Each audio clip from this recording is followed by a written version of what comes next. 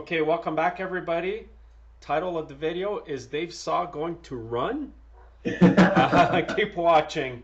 How did you make out, Dave? But don't spoil it for everybody because I want to show them the clip of the repair that you filmed yourself. Well, I think it went well. Okay. This thing is a monster. Can you like? I can't even lift this thing. She's a beast, man. One hand. It's crazy. But yeah, I think your viewers will like it, and it's just what you said. So I'm Okay. checking. Okay, guys, stay tuned. Watch the clip here. We're going to be right back, Dave and I, as soon as you've seen the clip of what he did. All right, well, it's Dave here from Dave's Small Engines. I just had that good chat with Don there. We kind of did a little bit of diagnosis on this Husqvarna 3120K concrete saw. It's a big boy, 118 cc's. Having some issues with getting it running. Now, it was running fine the other day during my test, but it seems after I've assembled it, I've done something to cause it to not run again. So Don's told me a few things to check, namely the flywheel key. So I'll explain that to you as we go along here, which is what I've learned. Oh geez, this is so tight. If you take the recoil off, you'll see the flywheel, and the flywheel is what causes or allows centrifugal force to keep the momentum going on the engine, I suppose you could say. So what also happens is the flywheel has markings on it that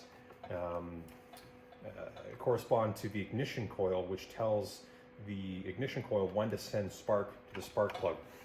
And it's all timed, and it's all depending on where the piston is in the cylinder. So if somehow that flywheel key breaks, or it gets moved somehow or shears off, it's possible that the timing for the spark will be off. All right, so the final screw here.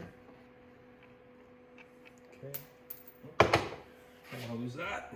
Okay, so here's the flywheel right here, and the ignition coil is here. So as the, I'm not gonna be able to see it out here. I'll grab the camera out. So as the flywheel spins, right in here, you will see the magnetic markings right there and right there that contact the bottom of the ignition coil right here and create a spark. All right, so now I'm going to use an impact here just to get this nut off of here quickly. It's 17 mil in this saw. There's a washer. And all I'm doing here is checking to make sure that the key, which is on the crankshaft, is still matched up with the flywheel. So let me see if I can pull the camera out here and verify that. You might need some more light. So right there, oh, there we are. You can see that the key, which sits right in that little gap, is where it's supposed to be. So that means that this is timed the way it came from the factory, and that's what we're after. So I'll just zip that bolt back on and on to the next diagnostic step. Okay, now that we got the recoil assembly back on, I'm gonna pull this carb off and take it apart, run it through the ultrasonic cleaner again. I just put a brand new carburetor kit in it, but it's quite possible that some dust or some dirt or something during the cleaning process or during all of the fixes I've been doing here has contaminated the fuel line or plugged a needle or a valve. So I will check that as my next step. It's just pretty easy on this this saw. It's two 3 mil Allens, and the elbow pops off and the whole carburetor pops out actually. So you got to be careful here. Got the fuel line on the side, the impulse tube down here, but I think that all just kind of stays in place. And then of course the throttle cable. So you got to be careful. These are pretty fine. And the carburetor, let's pull these bolts out first. The carburetor comes off, choke lever comes out, and we're left with carburetor. So this is a Walbro, one of the HD carburetors. As you can see, it's pretty big. Big saw, big carb. Everything seems to be working as it should. There's the throttle. And then of course the choke, which blocks the air on the way in. And so I'm gonna take this apart and throw it through ultrasonic cleaner and see if that solves my problem. So disassembling a carburetor seems kind of like a daunting task, but really there's not a lot going on with it. I've got a few other videos that I've made that kind of show the inner workings of a carburetor, and actually Don has a ton of really good ones too. And it's not so bad. Now, I love this DeWalt brushless impact. This is fantastic. I only ever recommend disassembly with a impact because these are fine threads. This is all aluminum. You don't want to strip anything. So it's okay to disassemble in my opinion, but by reassembly time, it's hand tool time.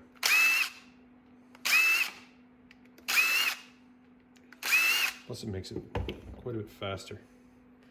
Okay, so this is the fuel diaphragm side of things. Fuel pump side of things. Fuel pump diaphragm, gasket, pump side of the carburetor.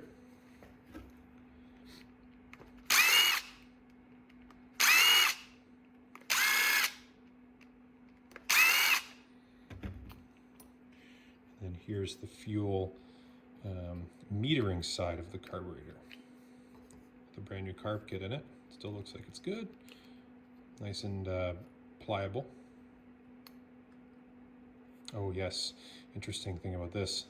You have to pop this off, and then this diaphragm actually links in to the metering valve, so you have to be careful with that. You don't want to tear it. It comes out this way. There we go. So this is still in good shape. Not worried about this. It's brand new. Then the metering lever and the valve in there. Sorry, needle in there, lever here. Take it all apart and then throw it in the cleaner. Just finished disassembly here. Just pop the retaining screw out. This will come out. And there's the metering lever, and then the spring. Let's take this out. Don't want to lose this. It's important. There it is right there. This little guy. It's allowing fuel into the carburetor bowl. Now, this is surprising to me because this was a very clean carburetor, but it looks quite dirty in there now. So I'm not quite sure. Geez, I wonder if I could work the camera. I'm not quite sure what the heck has happened here, but that is way too dirty and probably one of the causes of my my failure here to get this engine to run. So I'm going to finish disassembling this, take all of the needles out, low and idle, and put it through the ultrasonic, and I'll show you reassembling it and putting it back together. Okay, so I've got the ultrasonic cleaner here. I've got it set to 50 degrees Celsius, and for 30 minutes I'm just going to drop the carburetor in, give it a good clean into the tray. What this does is it uses heat and vibrations to clean even the smallest of dirt particles. All right, it's been through the cleaner. Much better now. I'm much happier with how this looks. So now I'll do the quick reassembly and get it back together. Well, everyone, I think I found the issue. Like Don said, check the fuel line. Have a peek at that. This is why I'm not getting fuel to the carburetor, because this fuel line is absolutely toast. So chalk one up to Donyboy73. Obviously his experience has taught him that this is the first thing, or one of the things to check when you run into this issue. So let me see if I can get this fuel line fixed. Just for now, I've cut off the cracked piece of hose here, pulled this through a little bit further. I don't have a ton of extra down here, but if I can get this to the carburetor, it might be able to help me further diagnose that that is the actual issue, and then at which point I'll take it apart and then replace the fuel line. Carb's ready to go back in, so let's put it back together. Line the gasket up.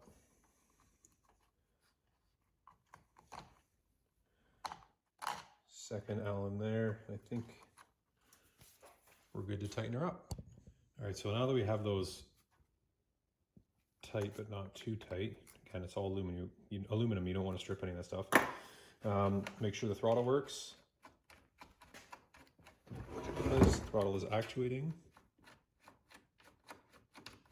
you can see there.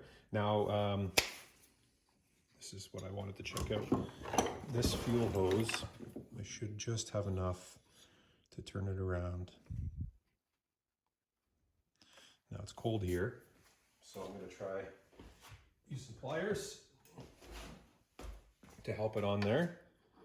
Probably still see my breath here in the video.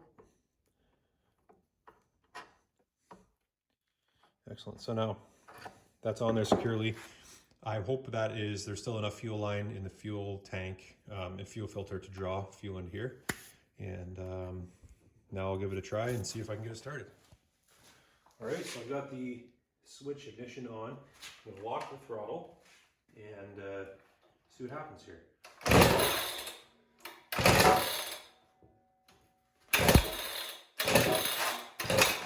Ooh, that is stiff.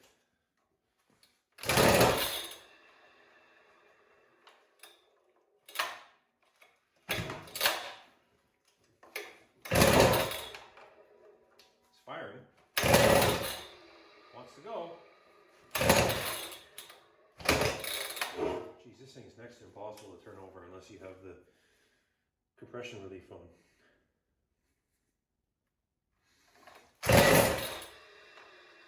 Good noises.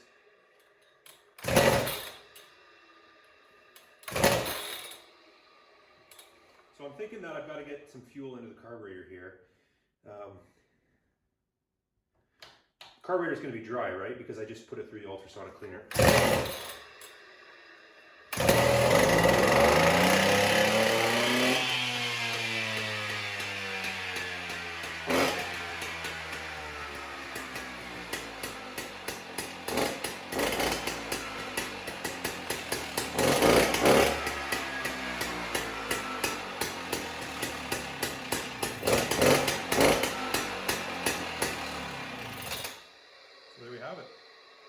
It's running.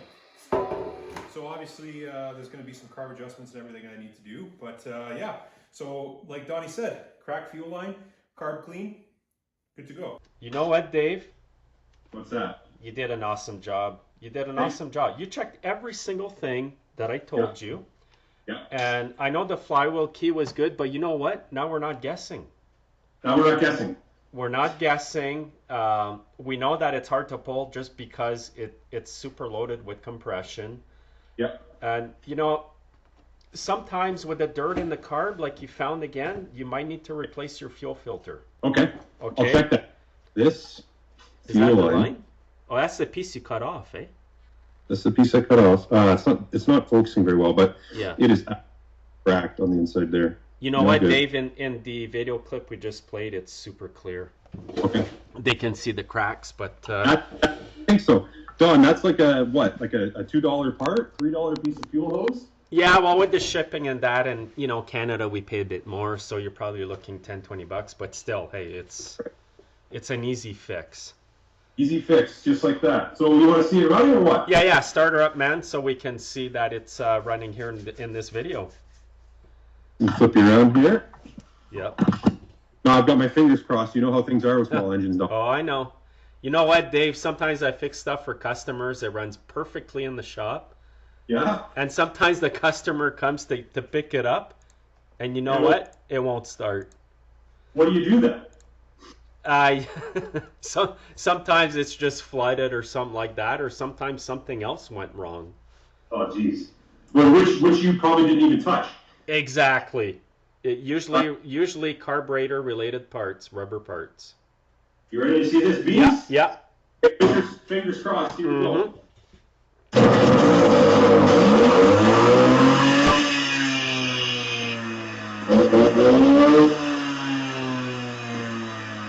Man, it sounds good.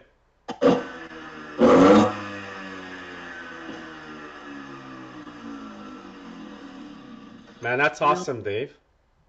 What a beast. Yeah, and you know what, Dave? It makes me feel good that, you know, I helped you to do this. Yeah, I appreciate it. I get satisfaction from it because, you know, I'm on YouTube because I like making videos. I mean, I've been on YouTube for like 10 years. Yeah. I put on videos even before they were actually monetized. Oh, that's cool. Hey, I had another question for you on this. Yeah. So it starts and it runs. Yeah. But what, like, do I need? I can't tune it yet, obviously, because you have to put some resistance against this diamond blade, right? Yes and no. There's a rev limiter in the coil on cutoff saws. Okay. Okay, you know how this steel formix equipment, Yeah. when you rev it out, it'll kind of pulse a bit. Yeah, hit off the limiter there, kind of. Yeah, bounce. kind of like a super bike, you know.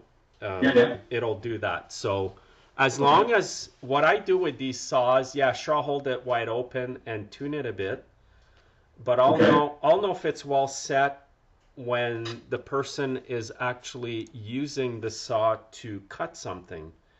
Because once it's under load, the engine requires more gas. Okay. So you might rev it wide open with no load on and it's revving fine. Okay. But if the screw is turned in, if it's not turned out enough, Right. then you go under load, it's going to bog. Okay. Okay. So if you go ahead. Filter doing this, right? Yeah, and replace the fuel filter first. You should replace it because you've already cleaned the carburetor again in your video clip. Right. So you don't want to have to do it a second time or third time. Right. And then if you got a piece of concrete, like a concrete block or something at home. Block or something, yeah. Okay. Yeah. Just test it out cutting something. Sounds good. Okay. But yeah, I'm impressed. You did a good job. Thank you so much for your help, dude. I really appreciate it. Yeah. I don't know what I'm going to cut, but I can cut it now. Well, you know what, Dave? It's always nice to have a saw like that because if you need to do work around home or whatever, you don't need to go rent one. That's true. They're expensive to rent, so. And just a quick tip, and I mean, I might sound like a broken record, but in my videos I say the best way to store equipment is dump the gas out and run it till it dies. Cap on or off after that, Don? I usually leave the cap off for one day just to completely dry it out. Right. Because your fuel filter is still moist, and there could be a few drops left in the gas tank. Okay. Well, so to end off the video here, I hope everybody liked this new video format. If you guys have any suggestions or anything you want Dave and I here to show in the next video like this, just comment below. We're open to suggestions. And this was awesome, Dave. It was awesome. Thanks so much for having me, Don. And I'll talk to you soon. Thanks, guys, for watching. Okay. You guys take care. See you next time.